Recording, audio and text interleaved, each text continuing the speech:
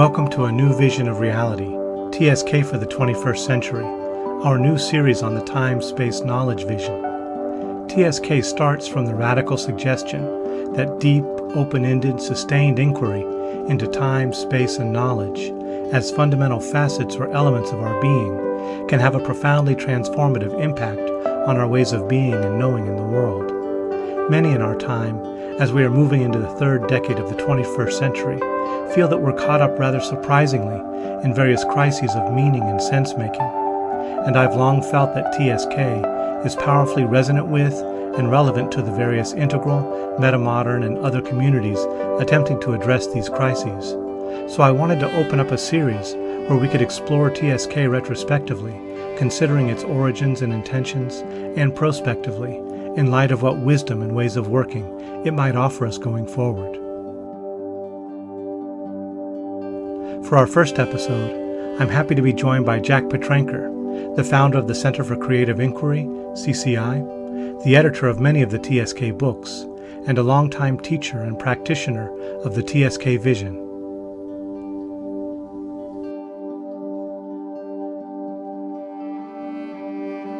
All right, well, welcome, Jack. I'm very happy to have you here for this inaugural episode in the new Time-Space Knowledge series that we're doing for the channel, and hopefully, I think, also for co-release on the CCI website. I've done a number of retreats with you, and I've really enjoyed knowing you and kind of taking some of the TSK journey with you over the years. So, yeah, I'm just really happy to be here, so welcome. Thank you. I appreciate the invitation and the opportunity. I love to share my sense of what the time-space knowledge vision, TSK, is about. So it's a good opportunity as far as I'm concerned. And I hope your listeners enjoy it as well. I'm thinking, I'd like to talk to you about some of your own history and personal experience, but since many of the people here who will be watching this probably aren't very familiar with TSK, I thought it would be good to just start with a introductory description of the time-space knowledge vision, asking you, in your own words, how would you characterize it? Is it a philosophy or a spiritual path? What's it about? What's it after or seeking to facilitate? Okay, so those are big questions, but I'll give it a shot. So I think it actually helps to start with a little bit of the history. How did it come to be? How did it manifest? And so that goes back to the author, Tarthang Tulku, so whom we usually call Rinpoche. I mean, students of his usually call him Rinpoche. It's a title of respect in the Tibetan Buddhist tradition. So Rinpoche is a Tibetan lama. He was raised in Tibet prior to the Chinese occupancy, and he left Tibet just before the Chinese took over. So he left in 1958. He's in his 80s now. He's still active, still writing, and so on. And he was fully trained as a Tibetan lama. He's one of the very, very few lamas left of whom you can say that. And when he got to this country, after he'd spent 10 years in India, he started exploring a lot of different approaches that would be accessible to Westerners or to Americans or to people who had been trained in this tradition. The society, the way of seeing the world that we've grown up in.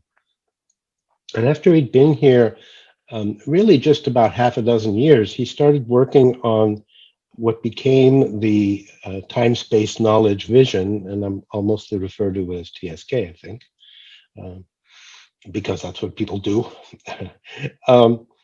And what was very clear was that he was presenting something, developing something that was not Buddhist. It was absolutely secular, although I don't think he ever uses that word, but it did not trace back to his Buddhist roots or was not a reformulation of Buddhist ideas. It was something new. I once heard the story that he had said when he was describing the origin of the TSK vision. He said the working title of it in the beginning was "One Morning, a Crazy Idea." So it really kind of sprang up on its own. So the question then really is, what was the need for that? I mean, why not stay within the Buddhist framework? And I think he was responding to what he understood as the way that we think, the way that the Western mind works. And I'm using Western here, but you could say the modern mind. It's definitely not the Tibetan mind, let's say. So he had to make that transition. And one of the things I think that he realized very early on was that we have a view, a way of understanding reality that is very much based on the division into subject and object, in a way that is more fundamental even than in traditional Buddhist thought. Because in Buddhism too, they and in other religious traditions, Advaita, Vedanta, and so on, they also point to this dualistic view we have of subject and object as problematic. But I think in the West, it has framed our whole way of understanding reality. When we see the world in terms of subject and object, then we also have a way of understanding space and time and the possibilities for knowledge. And it all comes as a package, you could say. And so I think the TSK vision is a way of questioning the different components of that package so that we can learn to be differently, to see the world differently, and in doing that to let go of a lot of the limitations that we just take for granted because we don't ask at a deep enough level. The title for the video series is A New Vision of Reality, taken from the subtitle of the first TSK book. And I think you're basically getting at that in the last part of your response there. But it's not, I would say, a typical series of propositions, metaphysical propositions about reality. It's not just delivering a package of preset metaphysical ideas for people to pick up, right, and to deploy. It's doing something different. So would you be able to say anything more about what it means then when it's talking about a new vision of reality? Yes, that's great that you've chosen that as the title. I often like to point to that also, because I think that the point is that we are already operating with a certain vision of reality. We understand things a certain way, we take it for granted. So if you use the very familiar image now of a fish being unable to know anything about water because just always swimming in it, we are always swimming in our vision of reality. And so the question is, how would you activate? That's the verb I like to use. How would you activate a new vision of reality? And you absolutely do not do that by putting forward, as you said, a series of metaphysical propositions. This is the way reality is. It's not like that at all, because we have a way of absorbing knowledge, of making sense of things that is grounded in our ordinary vision of reality. And so if you put forward propositions about the way things are, and you say, this is completely different, the way we're going to make sense of that is through our old vision of reality. We're going to turn it into propositions. We're going to turn it into concepts. We're going to try to make it into a particular story or a particular structure. And TSK is not about that at all. TSK is about a very experiential inquiry where you really want to ask what is going on in our experience when we make a commitment to space being a certain way, when we make a commitment to time being a certain way. And it's not that those are metaphysical propositions. People debate endlessly, the nature of time, to some extent also the nature of space. But it's not about trying to get straight, being able to set down on a page somewhere what space or time is. The question is, how do we live our understanding of time and our understanding of space? And can we question those understandings, those organizing principles, or the paradigm is a pretty useful word here. The paradigm that we have of what reality is. So you do that through experiential inquiry. You do that through exercises. There's lots of exercises throughout the TSK books that are meant to activate that kind of inquiry. And you do it through reading, because reading, if you don't read with the idea that you want to get answers, but read with the idea that you want to ask new questions, then reading itself is a kind of experiential inquiry. And that's really important for the TSK books also. Yeah, I'd like to ask you then a kind of double-pronged question. That's a really inviting picture of that vision for me. And so I'd like to know, how did you get involved with TSK? What led up to that, and what attracted you to it? And also, if you could share, what were the early days around TSK like when it was first getting introduced and disseminated to different audiences? Okay, so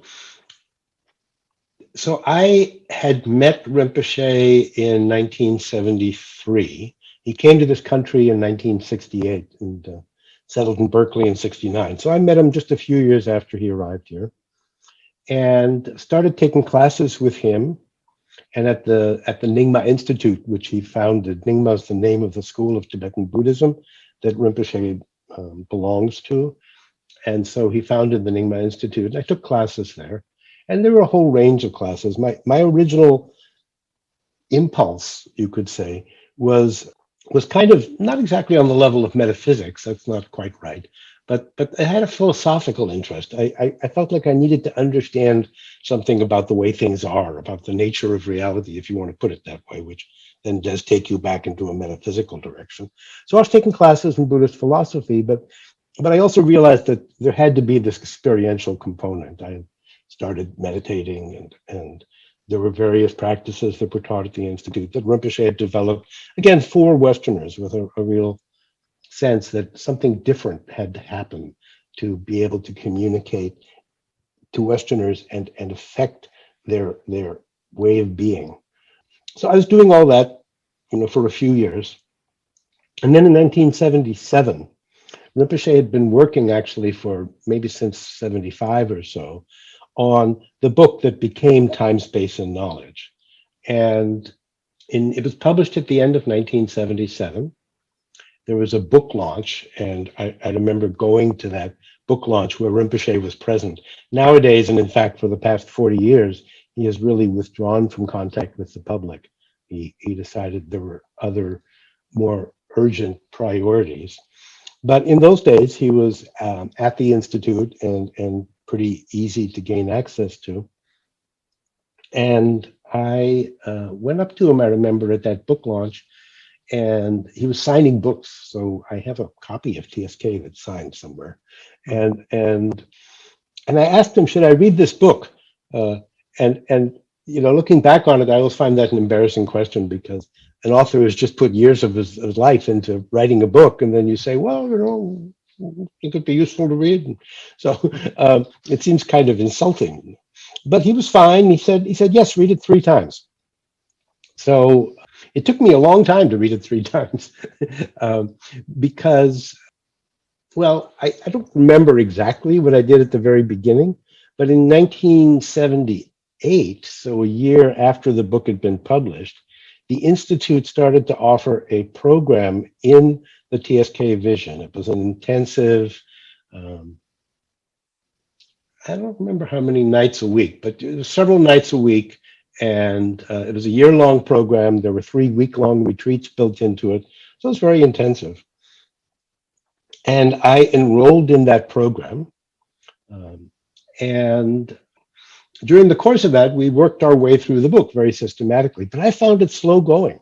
So that's one of the things that people need to know, I suppose, about the TSK book and then the later books, because there have been a whole series of books that Rinpoche wrote in the TSK vision. They're not easy. They're challenging to read, and some people just take to them just like a duck to water, I guess is the expression. They find it very easy to get into them, and they're just drawn. Something just pulls them in. But that's not how it was for me. And it's not how it is, I would say, for a lot of people. So by the end of that first 9-month intensive program, I'm not sure I'd finished reading the book. I mean, we had assignments, I was supposed to have finished, but it was hard. So that was not something that came easily, and I had some resistance, and it took a few years to overcome that.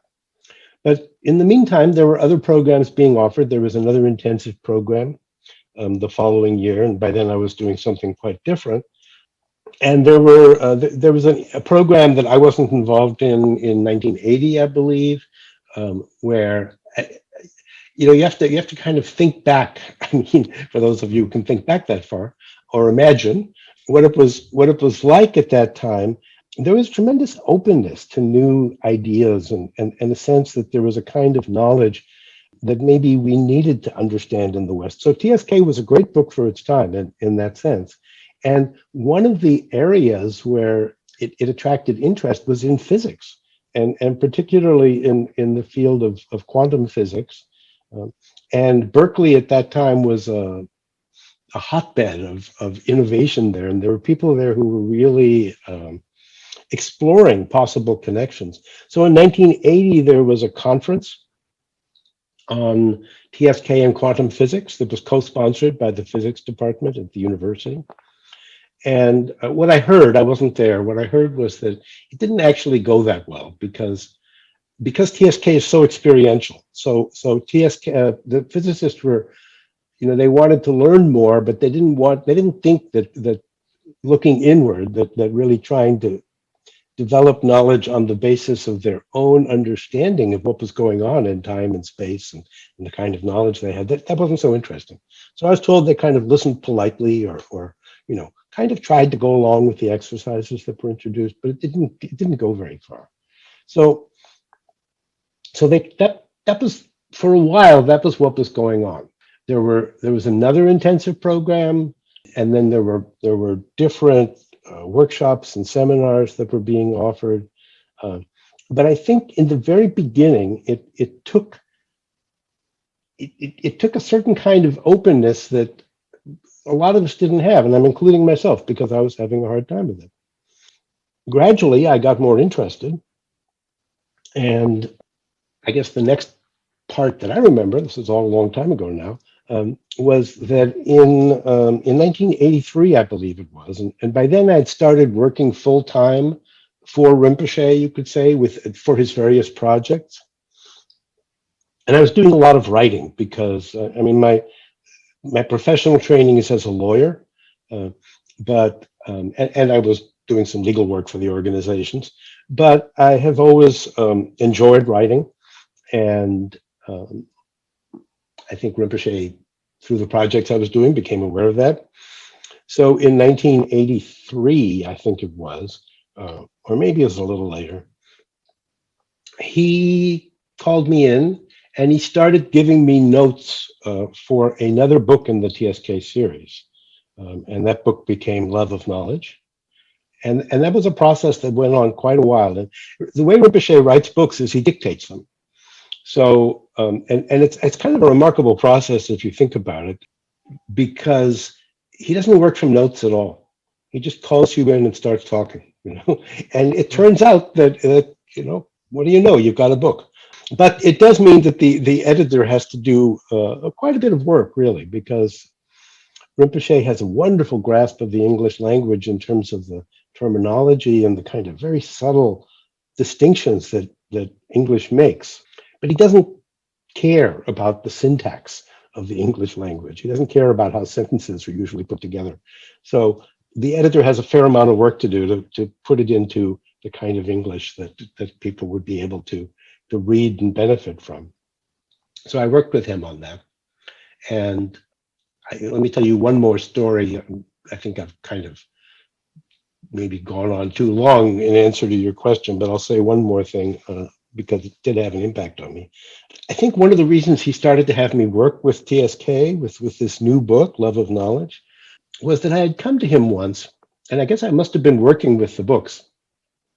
And I came to him and made a kind of critical comment. I said, I've been working with TSK with the book, and it's really wonderful, but I think it might be easier to understand because there was this issue coming up. People felt they couldn't engage the book. They loved the practices, a lot of people, but the text was very difficult for them. And I said, I think there must be a way to express things differently that would be more accessible. And he said, well, why don't you rewrite a chapter and give it to me? And we'll see. And I never did that. I don't even know if I made a serious effort. But then he called me in, he started giving me material for this new book. And at a certain point when I was having a difficult time because it was challenging, he brought that up because he never forgets things like that. And he said, so you still think it's interesting? You still think it's easy to write TSK? And by that, I could very honestly say, no, I realize it's a big challenge. But that's how I got involved with writing the second book. And then after that, I would say over time, the TSK books have been really, you could say, my main vehicle. I mean, I've continued to work with Buddhist practice. I teach meditation and Buddhist psychology and things like that. But my home, as it were, is in the TSK vision. Yeah, thank you for sharing that. I really appreciate hearing some of the, the early beginnings of the work, and I'm hoping to explore that from a number of angles. From the point of view of the interest of quantum physicists in the topic, I'm scheduled to talk to Dr. George Weissman in a couple weeks, so we'll get at least one appreciative, I think, take on it from a quantum physicist. But what you just shared at the end was a really nice segue into what I wanted to ask next, and that is, have you seen TSK kind of evolve or change over the years? Has it gone through any phases or cycles? And one way I wanted to suggest approaching that, you don't have to limit yourself to that, but would be to tell the story of, because you've been involved in editing most of them, tell the story of the TSK books, not the huge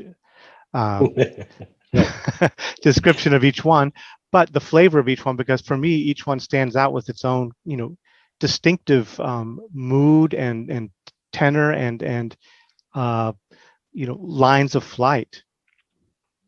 That's a nice image, lines of flight.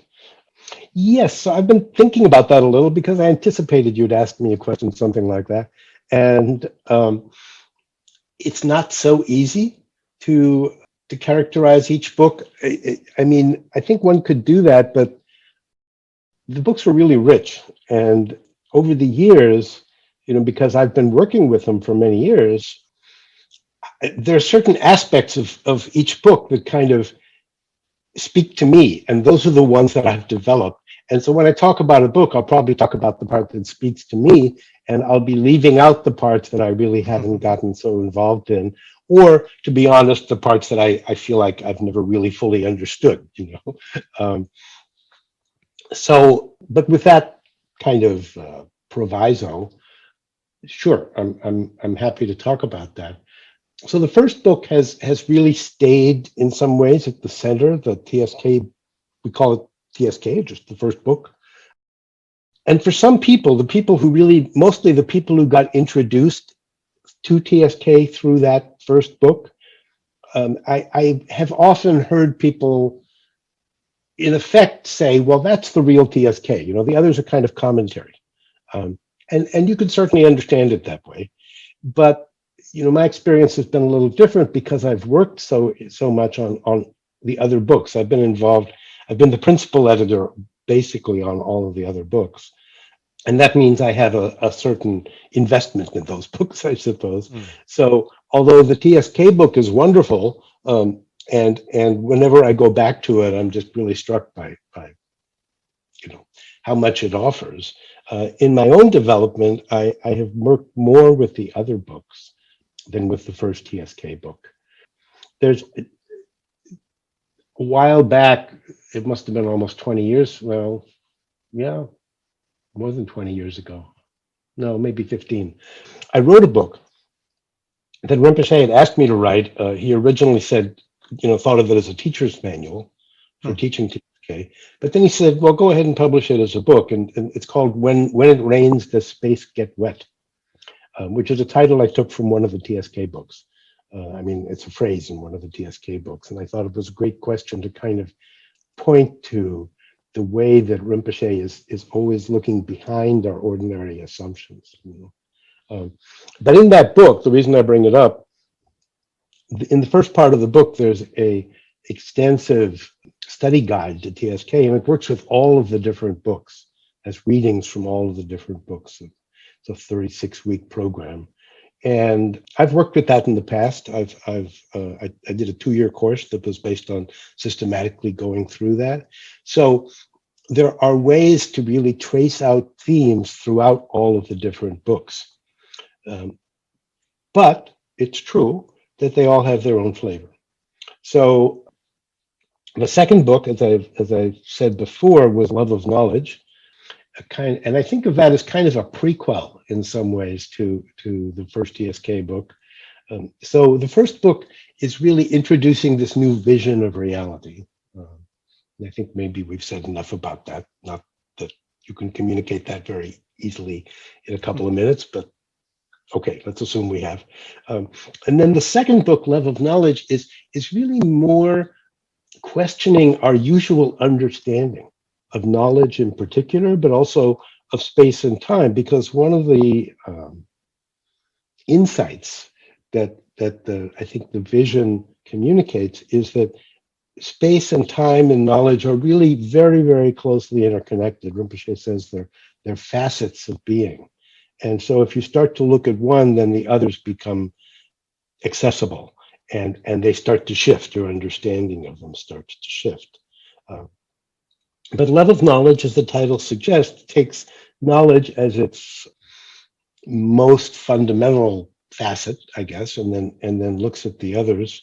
And it looks at how knowledge has developed in the West. It's not exactly historical analysis, but if you look at what people understand about knowledge now, the word that Rinpoche uses there, the phrase is we have a technological understanding of knowledge, and he doesn't necessarily mean computers and so on, but we think of knowledge as a technology for getting results, for knowing what we need to know. And so he questions that. And then he looks at the model of knowledge, and in particular, he spends a lot of time focusing on the structure of subject and object, and then how that leads into the structure of self and world. So we have a little bit of a tendency to conflate those. We say, well, okay, the subject or the self, and that's fine in certain contexts. But Rinpoche definitely makes a strong distinction. The subject-object structure is polar. There's a subject pole and the object pole, and they're almost like little point instants that don't have any content to them. They're just the way that we engage knowledge. There's the subject pole, and then there's everything else which has the capacity to be the object pole. So he looks at that, and then he takes that out into the structure of the self in its world. And now you've brought in the meanings that we rely on, our own sense of who we are, our personality, the way we make sense of the world, the stories that we tell about the world. And he explores that. And then he goes on to look at, well, what are the assumptions that underlie that? What do we think we know about what it means to be as selves or as the world? And he questions that. So it's very rich. It's very thoroughgoing.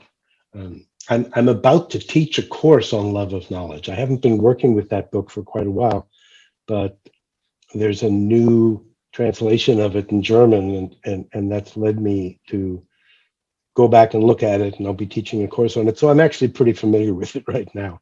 If you had asked me at another time, I might not have been able to say as much as you said. So that's Love of Knowledge. Then the next book in the series is called Knowledge of Time and Space.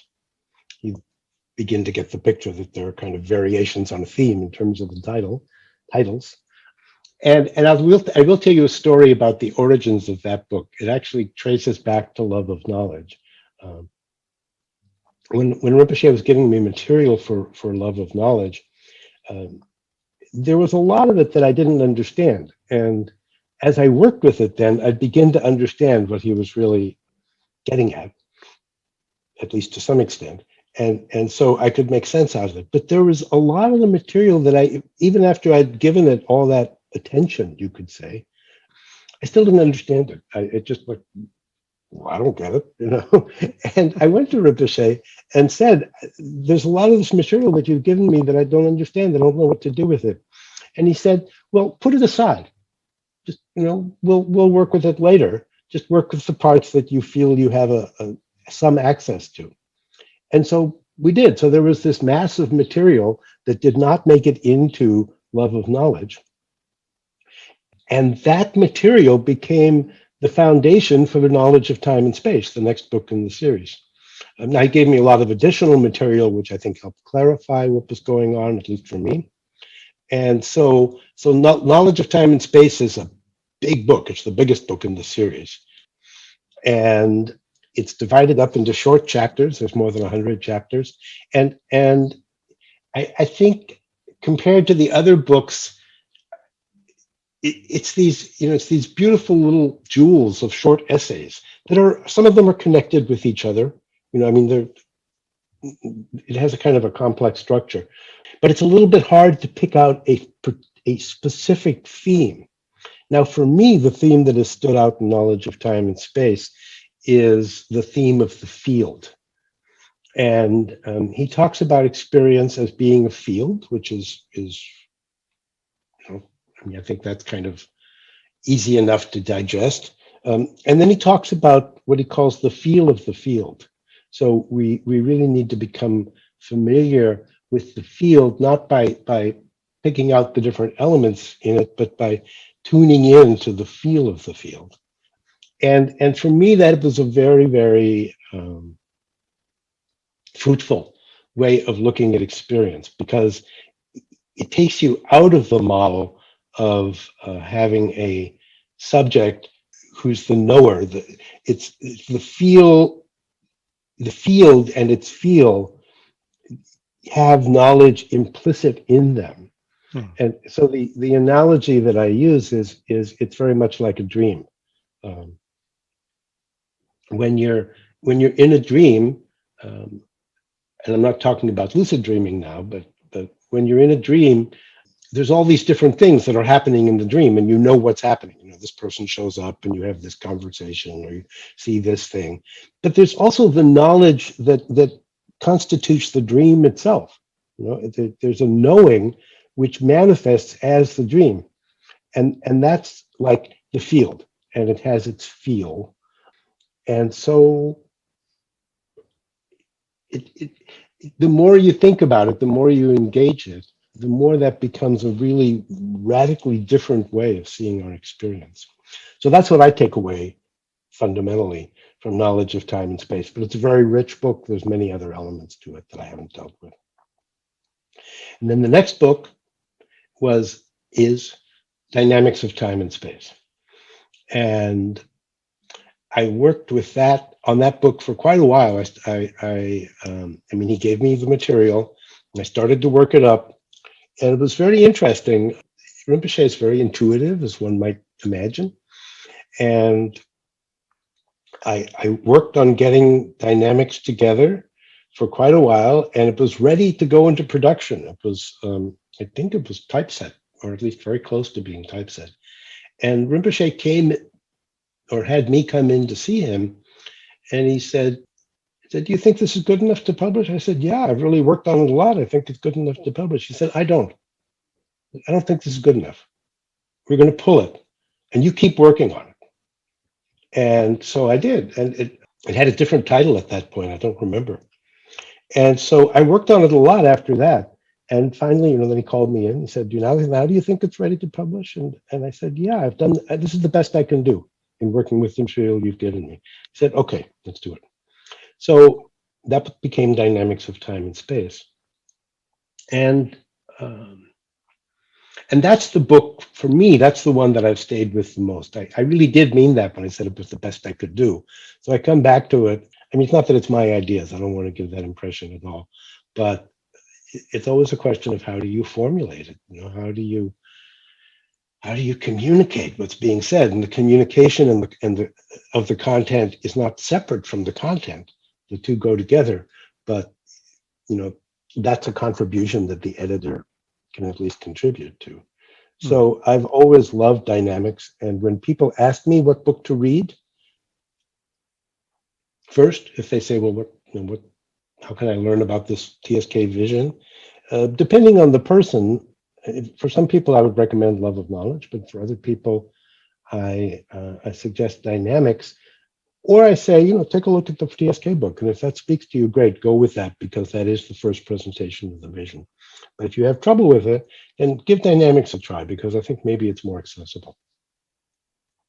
And the theme in dynamics that I work with and think about the most, I suppose, is a much more expansive sense of space. It's already implicit in the first TSK book. It's there in all of the books, but it's really worked out, I think, in a beautiful way in dynamics, because the core assumption that we make about space is that it's physical, right? Which is problematic in itself, because, you know, space is nothing at all. So how can you say it's physical? But it seems to allow physical objects. It does allow physical objects. And that's fine as far as it goes. But one of the points, a central point in dynamics, is that space is not just physical. The physical space is a kind of a lower level version, or maybe I shouldn't say that. It's just one variation. It's one possibility for space. Space has this quality of allowing. You know, the fundamental nature of space is that it allows. And so if you look at our experience, the physical world is allowed in physical space, but thoughts are allowed in their own kind of space. And knowledge is also its own kind of space, which makes possible a particular kinds of knowing. And so that understanding of space that very much takes it into the mental realm, not by maintaining that distinction between mental and physical necessarily, but by showing that the mental and the physical are both manifestations of this allowing quality. That's one of the things I take away from dynamics. And then that does relate to time, but I've been going on for a while, speaking of time. So I won't say too much more about the temporal dimension of that. It's just that as you understand how space allows experience, you realize that there's a dynamic to that. And the book is called, after all, Dynamics of Time and Space. Okay, so let me move more quickly through the other books. There was a book that Rinpoche published that came about very quickly called Visions of Knowledge. And he presents that as a kind of a response. So it's got a little bit different quality. In other words, he says, you know, it's very great. And I'm glad that people have been working with the TSK vision. And by that time, several books had been published of articles by students responding to the vision. He said, okay, so this is going to be my response. So it's kind of separate from the other TSK books, and it's a shorter book, has lots of great little jewels, but I'm not going to say any more about it. And then there's a book called Sacred Dimensions of Time and Space. That was the last one to come out. So these books were written over a course of 20 years. The first book came out in 1977, and then the last book, Sacred Dimensions, came out in 1997. And that book, in terms of my own involvement, was a little different because there were actually 3 editors. I was one of them, but there were 2 other people.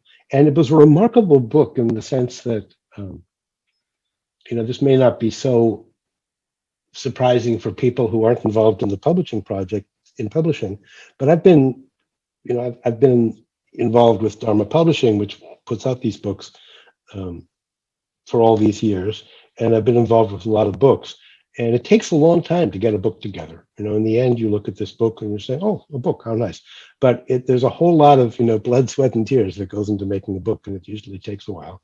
This book, Sacred Dimensions, was produced in 1 month. From the time that Rinpoche called us in, the 3 editors, and started giving us material, to the time that there was a finished book that we could hand back to Rinpoche. Very intense experience, pretty amazing. And I think in a way that reflects what the book is about. It does bring in this dimension of sacred dimensions. That's something, there's very little talk of the sacred in the other books, but there's a kind of a magical, mysterious quality to sacred dimensions. And for some people, that's just a beautiful entry because it's very evocative. There's an image in Sacred Dimensions where he says something like, he's talking about space, and he says, imagine that everyone in a village is sleeping, and somehow all the roofs of all the houses open, and in their dreams and in their being, they rise up into space. And that's where you find, that's where new possibilities emerge. So he brings up ideas there that are very difficult to make sense of with our ordinary rational mind. It's not the book that I've worked with the most because I do tend to come at things a little bit more from the rational side, although believe me, TSK will challenge that. But anyway, some people just love the book. It's very sweet. So that was a very long answer, but you asked me a question that seemed to demand it. So it was perfect. Yeah, I was hoping to get a good overview of what's been unfolding through the TSK vision, because I've spent time with each of those books. I think one of them that stood out to me, I really love all of them. I remember probably the longest period of meditating over a text with knowledge of time and space. I think because of what you said just about its density and kind of like the jewel-like nature of each of its little transmissions, and they're a little bit enigmatic. So it takes a little time to sit with them and let them percolate. Maybe it was just the colors on the cover too. I really liked the gold and the blue. Okay. Well, it's true. I mean, reading TSK calls for patience. It's, I can't remember who it was now, maybe Thoreau, but somebody else maybe said, you should take as long to read a book as it took the author to write it. And I think of that with the TSK books. We more and more live in this kind of disposable society, where you read a book so that you can be finished with it. I mean, I'm not saying you're trying to be, you're ignoring the content, but you kind of have the sense, well, I want to extract the content and then I can kind of discard the book and move on to the next thing. It's very, very quick quality. It's just another way of talking about how committed we are to speed and trying to get a handle on things quickly. It doesn't work with the TSK books. So the exercises can help slow you down, but also a very patient and accepting reading is really useful in working with these books. I think it was with the TSK books that I finally gained some appreciation for the Catholic practice of Lectio Divina. Because I was raised Catholic, and there's the whole idea of just kind of like letting a text speak to you and marinating in the text. And I haven't done that with many books, but for the TSK books, I've done that. Yeah, I think that's right. I've often, I'm not familiar with the tradition of Lectio Divina, but I keep looking at it and thinking, well, yeah, there really is a connection here, but I haven't found a way to explore it that works for me. I think partly because it is very much immersed in the Christian tradition, and it's not my tradition. So, but yes, the sense. I mean, just the words speak to me. That there is a reading which is divine, and divine here, certainly in terms of TSK, does not mean having to do with any kind of theological stand. It just has to do with a reading that takes you beyond our ordinary understanding, using reading as a way to, I guess I'll use the word transcend, although it's not always the right word here, but that enables you to transcend ordinary understanding. That's all. So yeah, thanks for bringing that up. If that's helpful for people, that's a good place to look and a good way to think about how the TSK books can speak to us. Yeah, I think a theme through these conversations, I'm just beginning them now, but I think a theme is going to be on what people are calling the meta crisis. And by that is meant a kind of feeling now in the post-truth era around politics and the divisions in the US, the difficulty in sense making in terms of really being able to know what is reliable knowledge circulating through our information ecology, what's John Vervaeke calls the meaning crisis, where people don't feel that their lives relate to or are contextualized within anything meaningful or important or nourishing. That's a big concern in the communities that visit this channel, this YouTube channel, for the metamodernists and Game B and Integral and other groups. They're all talking about the crisis in sense making, the crisis in meaning making, the crisis in the legitimation of knowledge, the crisis in capacity to actually respond to the wicked messes that we face. So I feel, and one of the impetuses behind my starting this series on TSK is that TSK has something to say to that. TSK is not overtly attempting any kind of social engagement or transformation, but to me, it carries and communicates a kind of wisdom and a perspective and a way of working that does, I think, open up some possibilities for those concerns. So I wanted to know how that lands for you and what you think about that. Right. Well, I'm smiling just because those were questions that I've been thinking about too. And I'm actually trying to write something about that. So let me back up a little bit. About 5 years ago, I started thinking, because I've always had this concern, as I've said several times now, it can be difficult for people to engage the TSK books. For some people, it's just, they're at home. But for a lot of people, they don't really know how to get started. So I've always been interested in finding other approaches. So about 5 years ago, I developed an approach that was really kind of riding on the coattails of the interest in mindfulness. So, I felt like there was potentially an audience there. If you use the word mindfulness, people will pay attention. And I developed something an approach called full presence mindfulness. And the TSK part of that, because it's very much grounded in TSK and in the TSK vision, the full presence communicates the TSK part, or at least that's what I wanted to communicate. So I didn't refer to the TSK books at all, or except in the beginning to say that was the inspiration. But I wanted to suggest that it's possible to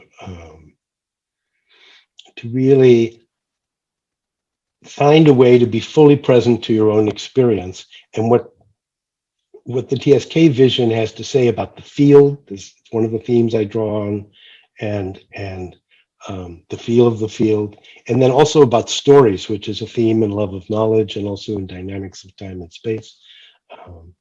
And then finally intention. Those are kind of the three elements that I developed in working on full presence mindfulness. So I've been offering programs in full presence mindfulness, FPM.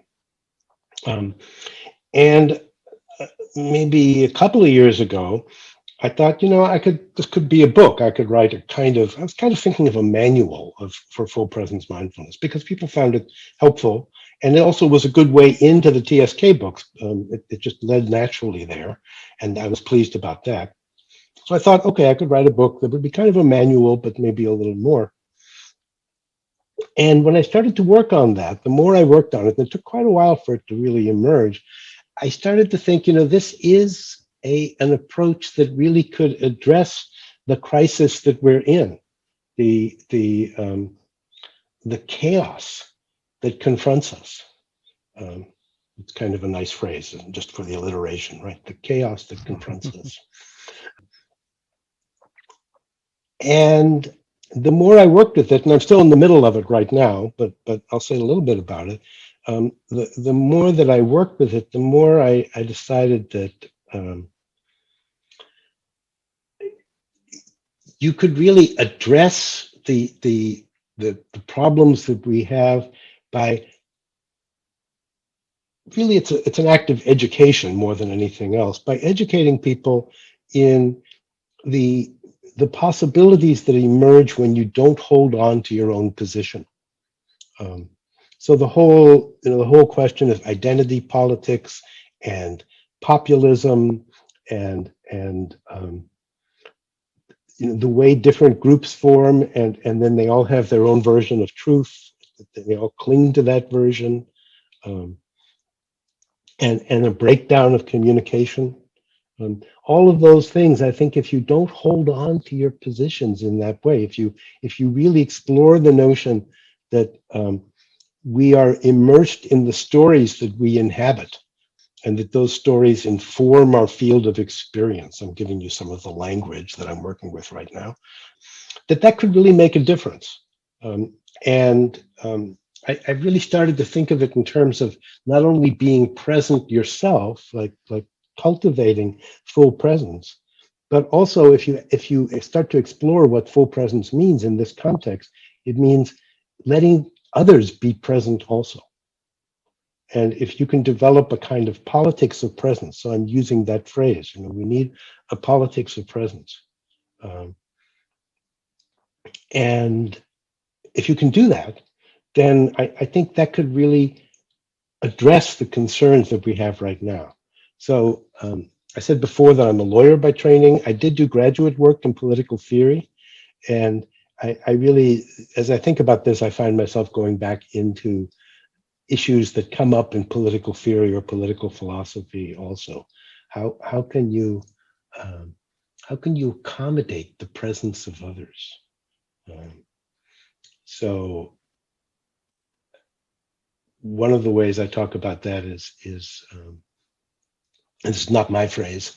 Well, maybe it is, because I haven't, I'm not sure I've seen it, other people use it, but people talk about tribal politics all the time, right? And that's part of what's creating our difficulties. So I think of it in terms of the tribal self. And we hold on to this identity, this way of insisting on who we are, and then from that we have a commitment to what we believe in.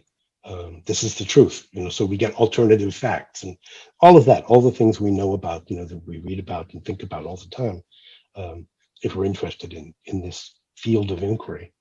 So the alternative to that is a self that really is open to experience, and that is acting on an intention that doesn't belong to the self, that goes beyond the self.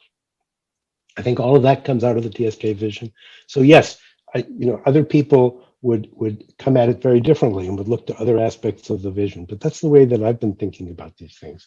So yeah, I think we're kind of on the same page there. There's something that needs to be done. We're in kind of crisis mode in this culture, and I do think that the TSK vision offers resources for engaging that and trying to explore that. Yes, definitely agree with that. And I recall you had an essay some years ago talking about the difference between, say, inherited narratives, cultural narratives, and a lived story, Mm-hmm. and learning to be present to the lived story of self and other, enabling deep dialogue, actual democracy, new possibilities. So it sounds like you're really building and expanding on that from your, full presence mindfulness work. That's right. That's right. And I haven't really been teaching in this area yet, but I probably will get there. But first, I need to think it through some more, because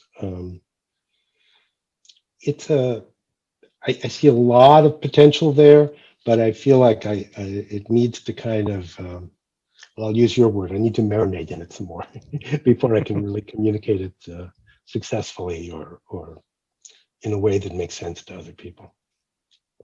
Referring back to the community of people who are concerned with the meta crisis, some of whom will be watching our conversation. Among them, there's John Vervaeke with his channel, kind of mixing cognitive science and Buddhist contemplative approaches and Socratic dialogue. There's the Stoa, drawing on Stoic tradition, Rebel Wisdom, Game B community, Perspectiva.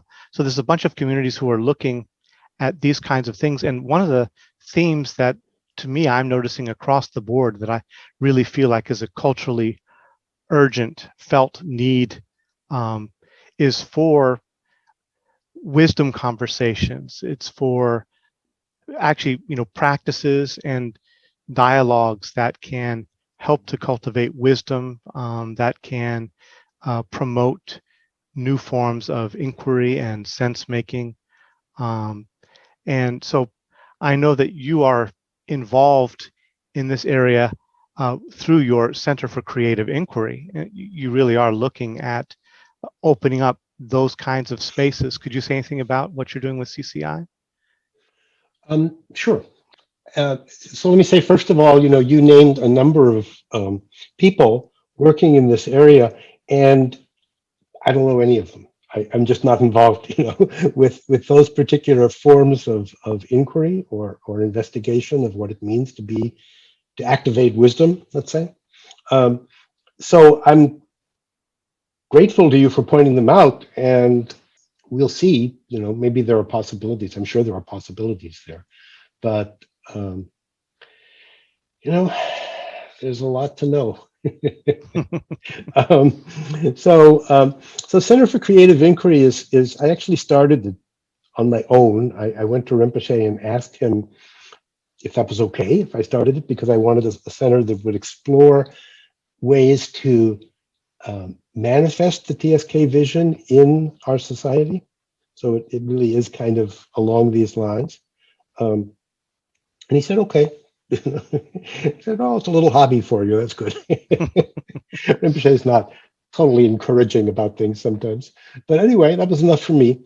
So I started the Center for Creative Inquiry, and I started a couple of different areas of inquiry. The first one, I was working a lot with Ron Purser, whom I think you're going to have on this series also, was in the field of organizational change. So we held some conferences and workshops, and I wrote something with Ron. And that was one area. Another area then was consciousness studies. And I worked in that area for quite a while. There's a conference that's held every other year in Tucson that I attended for about 10 years. But I wasn't really satisfied with the way those were going. So I kind of wound up going back more into the TSK materials, and then full presence mindfulness came out of that. But now we're in a stage with Center for Creative Inquiry where we want to open it up, and are looking for new avenues. So that's one reason I'm happy to have you suggest some possibilities. Just within the last few months, I've changed the board of directors of CCI has changed the structure. So since its founding until a few months ago, I've been the director of the Center for Creative Inquiry, but I have now let go of that position, and I'm now senior teacher. That's my title. And we have a new director, a woman named Morgan Wells. And Morgan has great ideas for expanding in a variety of different areas. So we're kind of in transition. I do know, we have people who want to work. So Ron is one fellow you I don't know if you know Hayward Fox. He's a longtime TSK student, and Yes. his field is psychotherapy. Really, he's been doing psychotherapy for 40 or 50 years, and uses TSK very much. It's at the center of his practice, and he wants to develop a new approach. And then I have been in touch with George Weissman also, as you say, he wants to really activate. I'm using that verb a lot, but it's a great verb because a lot of things can lie deactivated. There's a lot of our being, you could say, is deactivated. If we could just wake it up, that would make a difference. Anyway, he wants to activate that connection between TSK and quantum physics. There's another physicist who's really been very interested in experiential approaches, who Pete Hutt has been studying TSK for many years, and is looking now for new ways to really evolve it. And I don't think we have anybody yet. I mean, I guess I come the closest, who is looking at the kind of social and political dimensions of it. But I think that's a very fruitful area, and I've noticed as I think about this that there's, I mean, I anticipate. Let me put it that way. I anticipate a certain difficulty because people who say we need to change something fundamental about our society tend not to want to look inside. They tend not to want to start from the assumptions we make about the self, let alone the assumptions we make about time and space. They say, no, that's for philosophy. I want to change the world. But that needs to happen. So there's a group that I'm a very passive member of, called the Mindfulness and Social Change Network. They're thinking about this, but my own sense of it is that they haven't gone deep enough in this direction. And again, I think that's something that TSK could really offer. So I think when we find the right language and the right vocabulary there, in addition to all of these other initiatives that people are taking, it could really make a big difference. And I hope that's the case. I'm looking forward to see how it emerges, and I certainly plan on being an active participant as well. Wonderful. Yeah, I'm looking forward to seeing the next phase unfolding, and I've been in communication just briefly with Morgan, so looking forward to seeing that. In terms of kind of opening things up and what that means, I feel a little bit hesitant moving away from the kind of the practical and social back to the deeper esoteric. But as you're pointing out, that they really are related in terms of the questions around time and space and knowing. So I was thinking about an integral philosopher, Jean Gebser, who has some interesting overlap with TSK. I believe there was an essay some years ago where a TSK practitioner looked at some of Gebser's thesis that structures of consciousness basically have unfolded according to different perceptions of time and space, and that the anticipation for what he was calling integral consciousness or transparent consciousness is again involving a shift in our experience of time and space fundamentally. And so he's sort of mapped that out with his writings and his analyses of art. But I wanted to say, without asking you to appeal to Gebser at all, but could you say something about what is meant in TSK with the levels distinctions, particularly second or third level space or time? What are we looking at there, and what's opening there? So yeah, people have pointed me toward Gebser before, and I did make an effort at one point to try to get into his work, but it was going to be a project to do that, and at the time I didn't really have I didn't have the time to do that, so I haven't thought about Gebser for a while. But I'm sure there's a lot of, from what people have told me, I'm sure there are resonances that would be very fruitful to explore. So yes, Rinpoche, especially in the first book, less so as we go through the later books, he talks about these three levels of time and space and knowledge.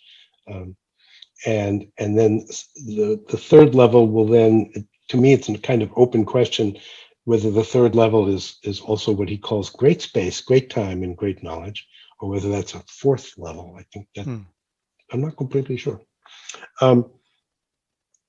But so the basic idea, so when Rinpoche talks about the first level, it's not just our ordinary understanding. He says something very interesting in the first book that has always helped me get clear about that, or sort of maintain whatever degree of clarity I have. He says, he's talking about space, and he says, space level 1 is our ordinary understanding seen in the light of further possibilities.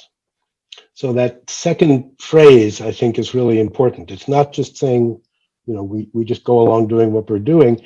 You've woken up to the possibility that things could be different, but you're still operating out of the ordinary understanding and with, sort of conceptual knowledge, and trying to make sense of things and kind of trying to reach out. And that's when you end up asking questions like, well, so what's second level and what's third level? That's a first level question, which we can't help doing that. I mean, that's where we're coming from. At the second level, you really start to focus in more on these structures. That's not quite the right word, but you look at these fundamental dimensions of our experience, which are time and space and knowledge. So you're looking away from, or you're not as interested in, the things that show up in time and space and are accessible to knowledge. You're really questioning, what is the nature of time? What is the nature of space? What is the nature of knowledge? And then as you ask those questions, then what can show up within those three dimensions changes. There's suddenly aspects are accessible that were not accessible before. That's the second level. And then in the third level, difficult to talk about. I mean, all of these things, we can just talk about them, which is not quite the same as going to those levels. But at the third level, that distinction between the things that show up in time and space and knowledge and time and space and knowledge as structuring principles, that distinction dissolves, which can only sound esoteric, right? But I'll tell you a story, and I know that, just telling the story doesn't really communicate very much, but it was important for me at the time, and maybe it will give a sense of what I'm trying to point to. There was a time when I was working on one of the TSK books. I think it was Knowledge of Time and Space. And I went to see Rinpoche. This is he was in residence up at our retreat center, Odeon, and I had a meeting scheduled, so I went to see him. But he was talking with other people, and he said, "Well, go wait over there. I'll be done pretty soon." So I was sitting on a hillside overlooking the ocean. It's a very beautiful location. Not thinking about anything in particular, and at a certain point, I just had this, I guess you could call it an insight, although that's not a big enough word. I just thought, it's all knowledge. Everything I'm seeing here, the ocean, the forest, everything is just knowledge. And that is, when you put it in words, it's a pretty obvious thing to say. I mean, we only can know what we know. We posit a world out there, but everything we know is just knowledge. It's just what shows up to us as knowledge. And the main reason that I think I remember that experience, because at the moment it seemed, really striking to me.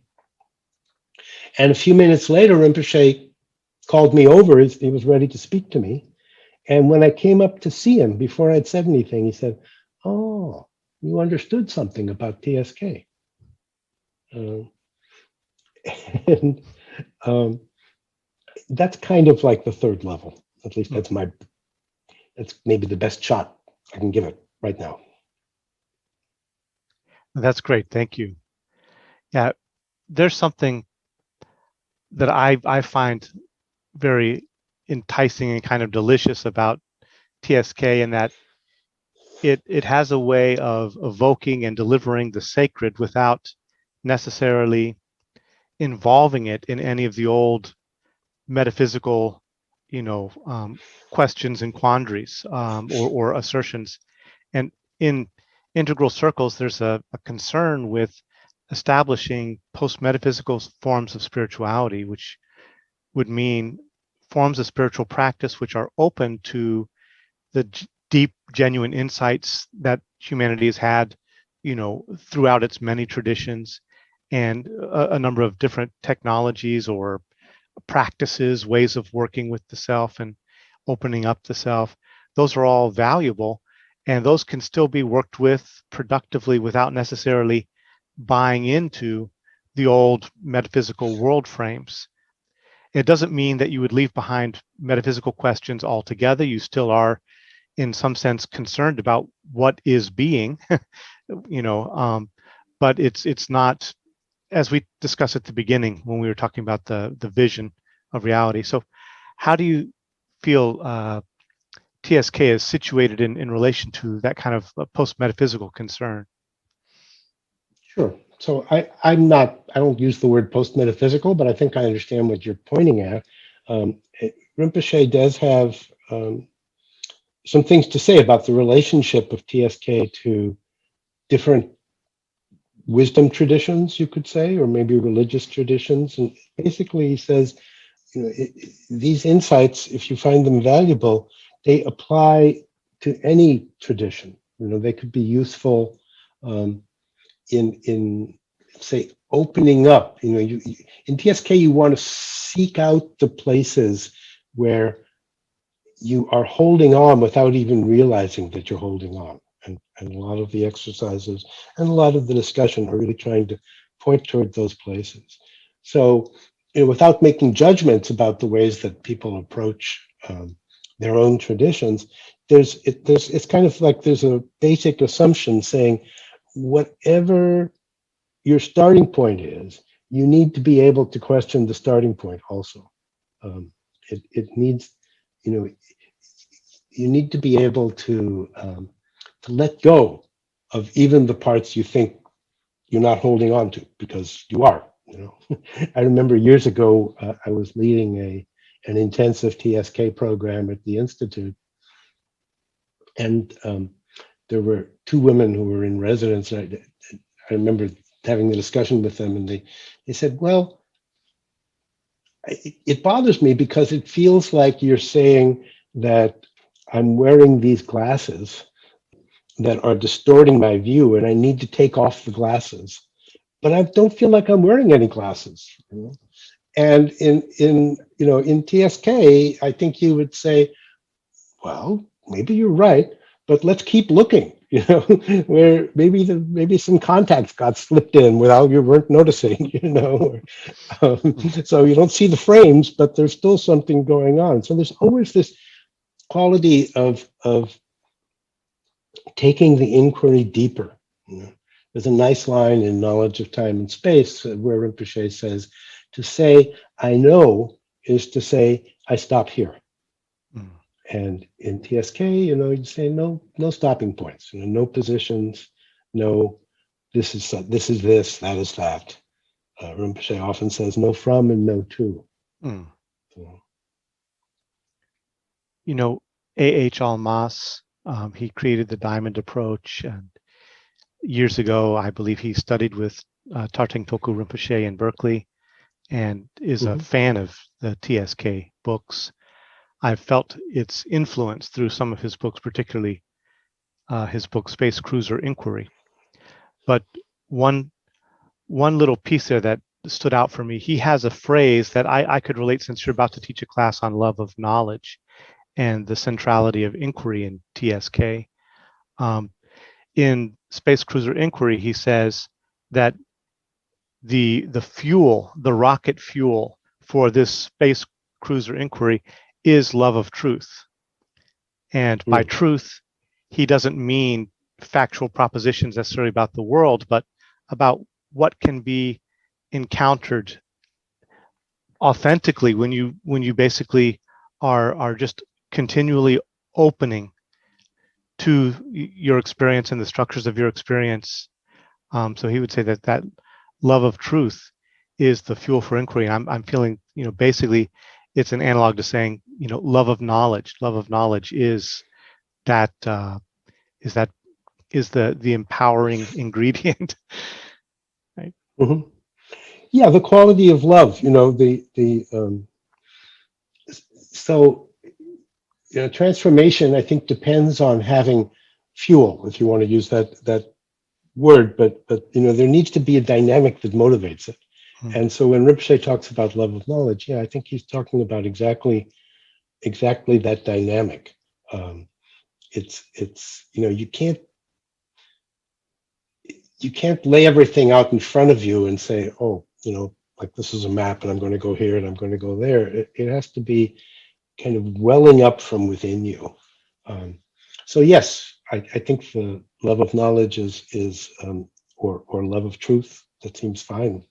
You're always going to define your terms a little bit. As you say, it's not truth in the way some people think of it. It's not knowledge in the way some people think of it. Maybe it's not even love in the way some people think of it, because love can turn into attachment, which we're certainly not talking about. Um, but it's this kind of aliveness and appreciation and wonder. Right. You know. Yeah, there's something about love of truth that it's basically just, in a way, love is love of truth, because if you're loving, if you're wanting to know somebody for any instrumental reason and not for the truth of their own being, then questionably it's not love, and so there's inquiry and that openness to knowing and to appreciation that just remains alive there. Right. I think that's well said. I don't have anything to add to that. Yeah. Knowingness, appreciation, love, um, wonder. Those are all really nice words. They're just words, but words are pointers. Words suggest possibilities. Right. Well, you've been, working with TSK for many years, teaching it and practicing it and writing and editing. And have you noticed any, you know, changes in your ways of being or knowing that you would attribute to that long engagement, without asking you to put on any enlightenment cap, but just your own experiences of working with that? Well, so the answer is yes, but am I going to be able to say anything about that? Probably not, because I am who I am. I mean, this is where things stand at the moment. Um, do I have a pretty clear sense that I would be a different person if I hadn't been working with these TSK teachings? Yes, but then what can I say about that person? That person and I don't know, maybe there's some communication possible, but that becomes very theoretical and abstract. Um, People often say about the TSK teachings that it's very difficult to put your finger on what the change is, and yet people really have a strong sense that something fundamental has changed. And I think the quality of openness is well, again, there are a lot of words you could apply, but what comes to mind right at this moment is the word openness. Your experience is what it is, but you're open to it. Mm, You're even your emotions and your negativities and your resistance, they are what they are, but you're open to them and accepting of them in a different way. There's a quality of love and appreciation. So now we're kind of recycling the same words, but I think maybe if you um, apply them across a range of of actions and interactions, maybe that's fruitful. At least I hope it is. right. Well, what would you like to see next, if it's even meaningful to say that? What would you like to see next in terms of uh, TSK, in terms of its practice and its its activity in the world and its activation um, in the world? Well, so there are a couple of things which kind of grow out of things we've already talked about. One is that I have tried to work with this approach that I call full presence mindfulness. I still think that that is a good way to reach out to people. So I've been trying to train some teachers in that. We have a few people now who are getting ready to offer some courses. And I hope that can reach out to people. So I'd like to see that expand, because it's kind of a gateway then to all of these different possibilities we've been discussing. And then specifically, because this is where my own thinking has been taking me, I'd like to see a way of bringing these insights, or this new vision, let's call it, into dialogue with these tremendous needs that we have in our culture. I mean, it's, people can easily say, well, I don't have time for this kind of theoretical inquiry, but it's not a theoretical inquiry, it's where we need to go. It's what we need to open up. And the more troubled our times are, the greater the need for a different way of knowing, the more we need to go to this really fundamental level and say, how can we do it differently? I always think about, this is going to sound esoteric for people who are not familiar with it, but there's a famous statement by Karl Marx in his theses on Feuerbach, the 11th thesis. He says, until now, philosophers have only interpreted the world. The point, however, is to change it. And that doesn't mean you give up philosophy so that you can change the world. It means that you transform philosophy so that it becomes the foundation for transforming the world. Yeah, that's a beautiful last word, I think, for this conversation. Okay, great. Well, that's been fun. I've enjoyed the conversation, and I hope your listeners and viewers do as well. And that as you go on with this series, it'll continue to open, because what I have to say is what I have to say. Other people will look at it differently. Well, it's been a treat. So thank you very much. Really enjoyed this time with you. Okay. Thank you, Bruce. Thank you.